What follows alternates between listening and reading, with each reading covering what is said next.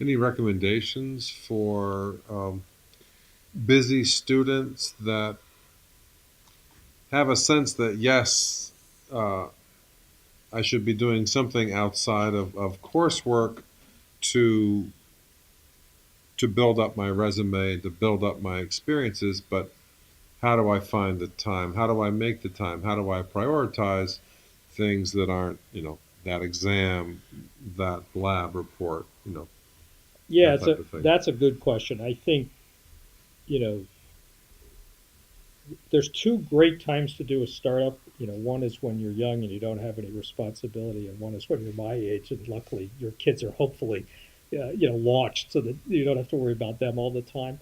Um, the only thing I'll caution you a little bit about trying to do a startup coming right out of school is there's just this nuanced aspect of you actually have to build something that people care about, and you have to build them, and they're willing to give you money for it, and that's hard. And so my recommendation would be, instead of blasting out of this place and doing a startup, try to get into a startup, Mm, as employee number 10 or mm, 15, because most startups are wide open.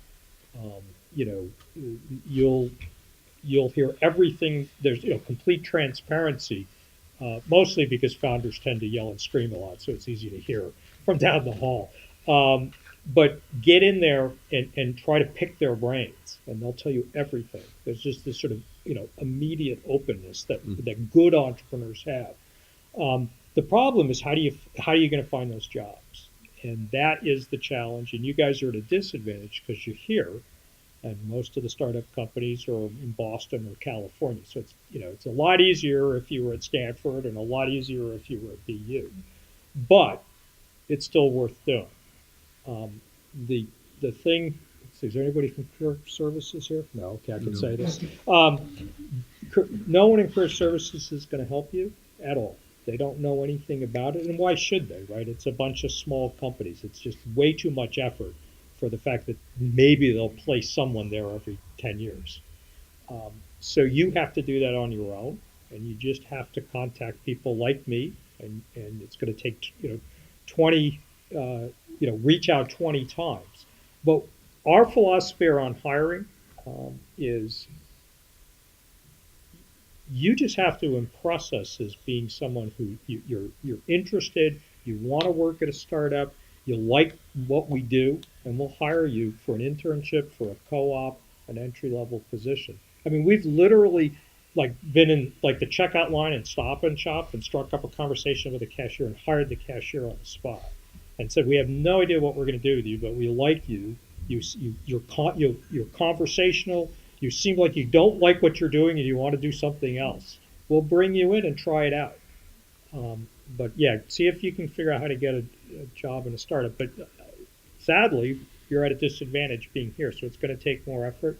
There are meetups in Boston. They're obviously hard to get to, but if you can find good meetups in your area of interest, that's a great place just to go around and be completely open with people about why you're there, because almost everybody else is there. If you're either looking for talent or you're trying to sell yourself to people, it's hard. What about Angel List? Is that a place they could build a profile and You can. yeah. There's the problem is all these things are too passive, right? Mm, Applying for jobs on Indeed or building a LinkedIn profile or building a profile on AngelList. They're way just all too passive. And so mm, while you're spending all your time trying to build this profile, somebody else is sitting there banging on my window at my office saying, "Can I talk to you?" I just had a kid. This was brilliant. He called me up and said he was taking this class on entrepreneurialism and he needed to interview an entrepreneur. Would I be willing to do it? And I was like, yeah, I'll go down to Boston and meet you. mm. But really, what it was is he wanted to ask me for a job, and I was, it never dawned on me that I was being scammed. And but I kind of liked it. I was like, well, I'm not necessarily going to give you a job, but this was so well done that I'm going to invite you in, and you can come check out the place and stuff. So, but yeah, I think the hardest part of college is finding that job coming out. I mean, I went out to Silicon Valley right after I graduated from Care. Actually, I drove to California. Halfway, I got a note that my thesis had been rejected.